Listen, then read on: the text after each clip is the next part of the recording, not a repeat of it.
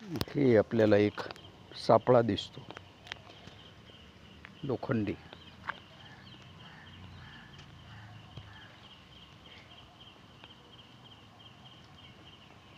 इथे मालकाकडे अनेक म्हशी आहेत आणि म्हशी फळवण्यासाठी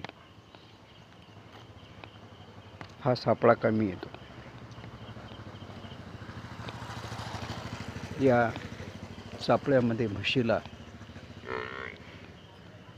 घालायचं आणि तिच्या पाठीमागून दुसरा एक दांडू लावायचा आणि मग हल्या सोडायचा. हा हल्या आपण पाहतो आहे, याचं कामच ते आहे, म्हशी फळवणे. जबर आहे. पूर्वीच्या काळी किंवा आताही जे गुरांचे दवाखाने होते, त्या दवाखान्यातच अशा प्रकारचे सापळे असायचे. शक्यतोवर खाजगी स्वरूपात कोणाजवळ नसायचे. पण आता अशा पद्धतीने लोकही हुशार झाले.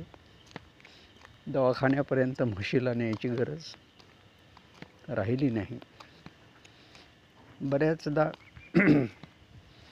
अशा सापळ्यात न घालताही म्हशी फळवल्या जातात. फळकार म्हैस हल्यासमोर आणून उभी करतात आणि त्यासाठी हल्यात तयार करतात.